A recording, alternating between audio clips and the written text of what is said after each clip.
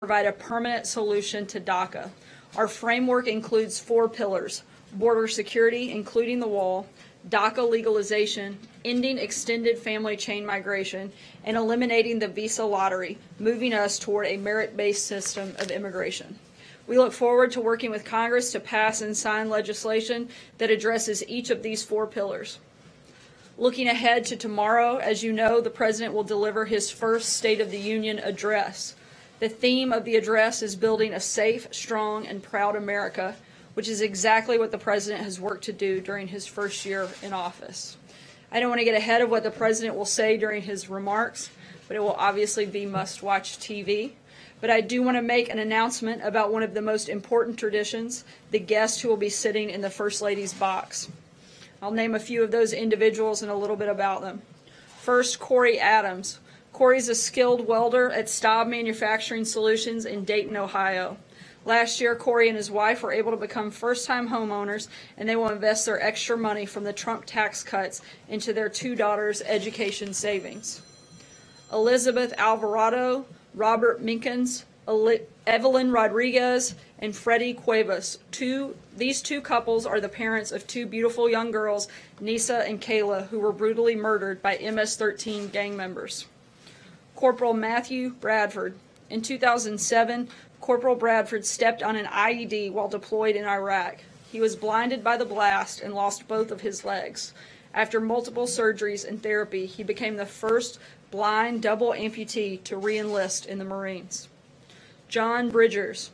Mr. Bridgers founded the Cajun Navy in 2016, a nonprofit rescue and recovery organization that responded in 2016 to flooding in South Louisiana and in 2017 to Hurricane Harvey in Texas. He and his team have helped thousands of people across the South. David Dahlberg. Mr. Dahlberg is a fire technician who saved 62 children and staff members from a raging wildfire that encircled their camp in Southern California. Officer Ryan Holitz. Ryan serves as a police officer in Albuquerque, New Mexico. In his 6 years on the force, he has been shot twice and experienced several near-death encounters. Officer Holitz and his wife adopted a baby from parents who suffered from opioid addiction, breaking down walls between drug addicts and police officers to help save lives. Ashley Leppert. Mrs. Leppert rescued dozens of Americans during last year's devastating hurricane season. Agent C.J. Martinez. Agent Martinez is a special agent for ICE's Homeland Security Investigations Unit. His investigations have led to more than 100 arrests of MS-13 gang members who were prosecuted for crimes including homicide, assault, and narcotics and weapons trafficking. Staff Sergeant Justin Peck. Last year, Staff Sergeant Peck was part of a team clearing IEDs from territory previously controlled by ISIS. When one of his compatriots was struck by a blast, he rushed to their side, saving their life while risking his own. Preston Sharp. Mr. Sharp has organized the placement of more than 40,000 American flags and red carnations on soldiers' graves as part of his goal to honor veterans in all 50 states and to challenge others to join the Flag and Flower Challenge. Steve Staub and Cindy Keplinger. These siblings started Staub Manufacturing Solutions 20 years ago. Thanks to the Trump bump in the economy, they were able to grow to new heights in 2017, and thanks to the Trump tax cuts, they were able to give all of their employees larger Christmas bonuses.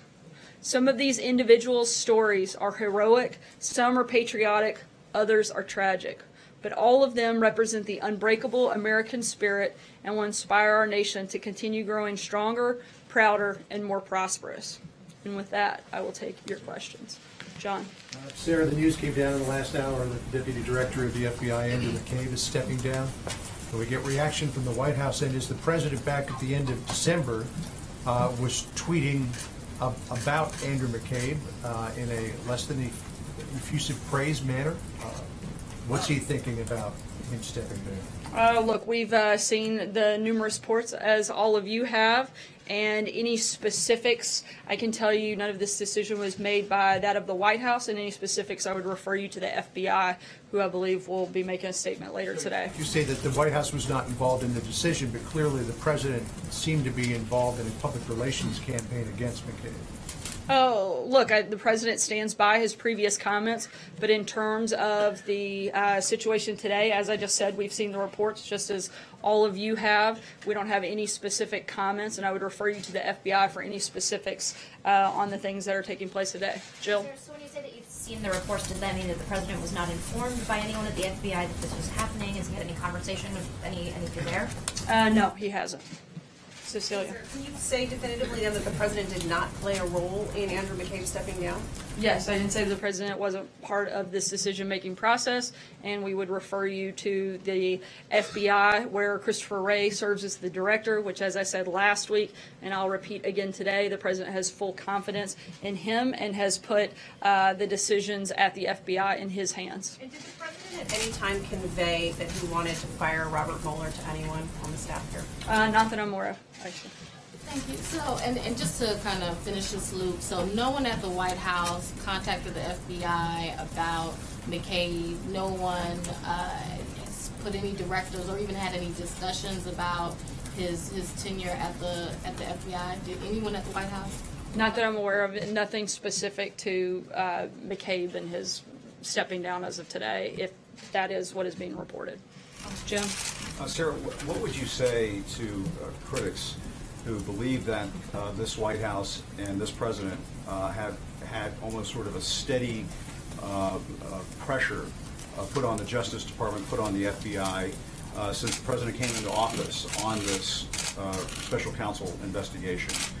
Whether it be conversations with Jeff Sessions' office about his recusal, whether it be about this desire for Robert Mueller to go away, and now with Andrew McCabe. There were even reports that Rod Rosenstein was also feeling pressure from the White House. It sounds like there are multiple officials at multiple levels who are being pressured by the White House, by the president.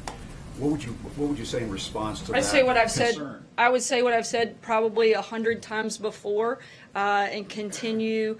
We'll say I'm sure 100 times today that the White House has been fully cooperative and is going to continue to be fully cooperative. In fact, we've gone above and beyond many times and certainly done everything that we could. The White House has provided over 20 witnesses and tens of thousands of pages of documents to the special counsel. We have done everything we can to be fully transparent, and we're going to continue to do that throughout the process. So what about this notion that the president has been applying pressure for months, steady pressure? The only thing that the president has applied pressure to is to make sure we get this resolved so that you guys and everyone else can focus on the things that Americans actually care about. And that is making sure everybody gets the Russia fever out of their system once and for all, that you are all reminded once again there was no collusion, and that we can move forward to focus on things like national security, the economy, and solving the immigration crisis that we have here in our country. So no obstruction of justice, nothing improper, nothing inappropriate here at all whatsoever from the president since he came into office when it comes to this investigation. No, and I think we've been pretty clear on that. Stephen?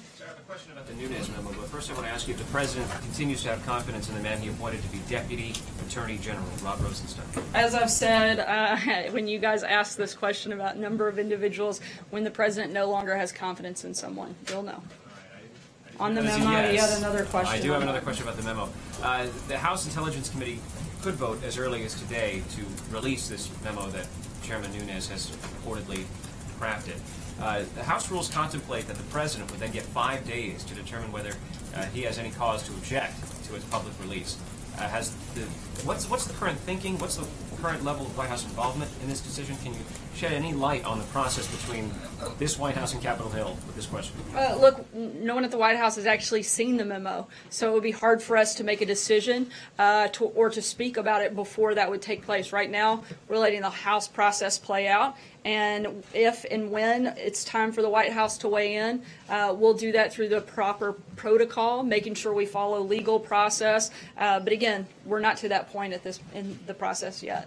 Sarah, two questions. Well, just following up on that, is the White House, I know you said you have to wait and see, but is the White House open to the idea of a release of this memo to the public? And can you say in the State of the Union address whether the president will mention at all this ongoing Russia probe, which you said, is really Russia fever that the country needs to get out of its system? Will he address it in any way?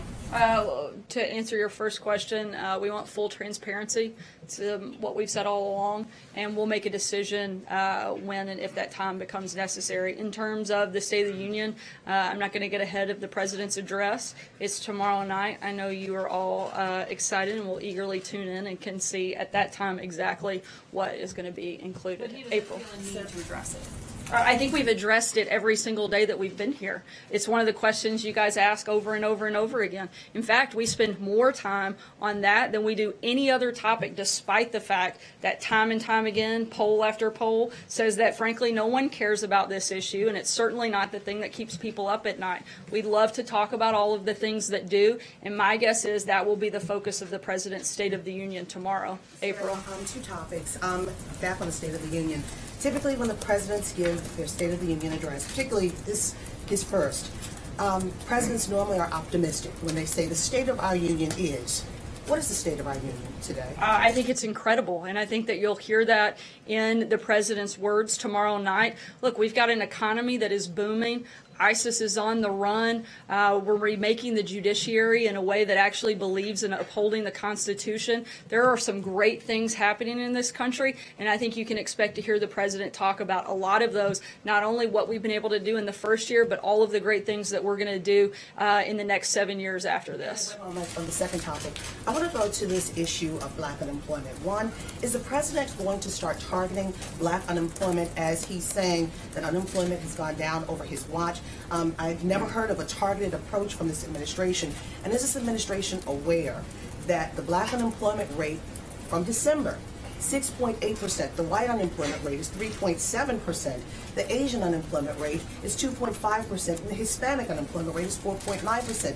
The black unemployment rate continues to be higher, and it's actually 2 times that, more than 2 times that, of the white unemployment rate. So is that something that this administration is touting, or they're trying to fix, make an active effort to fix in 2018? Look, I think you can see from the steps that we've already taken that we're trying to fix unemployment for all Americans. That's the point that the president has made time and time again, is that he wants it to be better for everybody. And we've made significant progress in that, both through the number of regulations that have been cut to make this a more job-friendly market, a more job-friendly environment, and certainly adding to that the tax cuts and tax reform legislation that the president led on has been historic in what has happened and in the way that it has helped our economy and certainly helped create jobs across the country. Why did he take issue with Jay-Z then, when he was just talking in terms of black America? He took issue, has he seen my black, and he screamed with caps, all caps, has he seen my black unemployment numbers? Because they're better than they have been, and we're certainly making progress, and we're wanting to continue to do that. Look, we want every day to be better than the day before. And again, certainly for black Americans, for Hispanic Americans, across the board, this is a president who wants life to be better for all Americans, and he's going to keep fighting and pushing for that. And I think you'll hear him talk about that again tomorrow night. John? Thank you, Sarah. The former Attorney General of the United States, Eric Holder, described Andrew McCabe as a dedicated public servant who has served this country well. Would the president, would you describe him in that same manner? Look, I don't have a personal relationship with him, so I'm not going to describe him. I think we've talked about some of the concerns that we have with some of the actions that he's taken. But in terms of anything specific regarding the deputy director, particularly the news reports of today, I would refer you to the FBI. Francesca? The president, based upon past tweets that he's put out regarding Mr. McCabe, does not seem to be a big fan of Mr. McCabe. Is he disappointed that he's leaving his post as the deputy FBI director? I haven't asked him if he was disappointed. I can tell you he didn't play a role in any of that process, and again would refer you to the FBI for any specifics. Francesca? Thank you, Sarah. In one of the president's tweets in December, though, he did say that Andrew McCabe is, quote, racing the clock to retire with full benefits 90 days to go. So does the president believe that Andrew McCabe should be allowed to retire with full benefits? Again, I would refer you to the FBI for any specifics around the news of today of his stepping down. I have a question about the State of the Union. You mentioned who was going to be in the First Lady's box at the State of the Union. You talked about a lot of the different guests, but I didn't hear anything about the president's family. Can you say which of the president's family members will be there? And can you also potentially preview for some of the travel that the president might take? Usually the president takes travel to push his agenda afterwards. In terms of family, all of the president's children, along with the First Lady, will be at the State of the Union with the exclusion of Barron. I don't believe he will be attending as of right now. And in terms of travel, we will keep you posted on any scheduling announcements that we have over the week. Margaret. Thanks, Sarah. I want to ask you a question about the 5G network, but also before I do that, Treasury is set, I believe the deadline is today, to release to Russia related reports to Congress. Can you tell us whether that's actually going to happen today and whether the names on the oligarchs list will be public and on the impact on sanctioning? Will portions of that be public also? We do expect the reports today, and I would refer you to the Department of Treasury for any specifics on that as that happens. So if that's something you guys can coordinate, that would be really helpful. On 5G... We're coordinating, and I'm telling you that they're taking the lead, and for questions specific to it, you should reach out to the Department of Treasury in terms of timing. I'll let them know that you said they can tell us. On 5G, I know there's a lot of speculation about what might happen and whether there is a security case to make for one secure network, but some experts, including the Republican FCC chair, I guess, are a little concerned about the idea of one nationalized network. Can you bring us up to speed on whether that idea is dead or very much still alive, where that stands?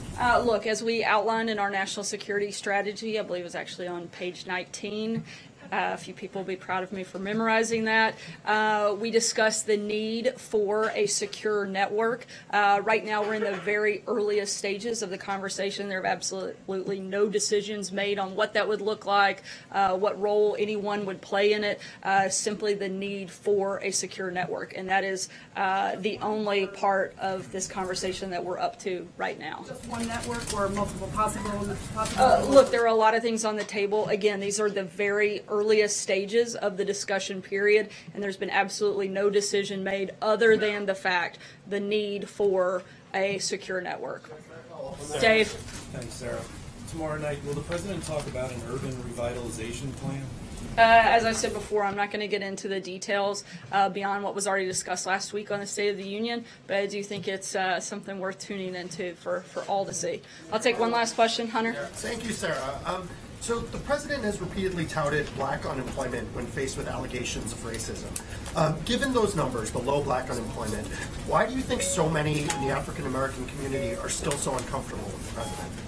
That's a question you would have to ask them, but we hope and pray and expect to spend every day working to build a greater relationship within that community. And as I said before, with all Americans, this is a president who wants to lead for everybody. He's not looking to lead for any one person, any one group, but he wants to be the president of the United States. And I think that if you look at the policies that he has enacted over the first year, you can see that he's doing exactly that. He's building an economy that helps every American. He's cutting regulations that help every American. He's helping put ISIS on the run, which helps on the safety and security of all Americans. He's helping secure the border. He's helping to put an end to loopholes in our failed immigration system. All of those things benefit all Americans. That's what this president is focused on, and that's what we've done in our first year, and that's what we look forward to doing in the next 7 years. Thanks, guys.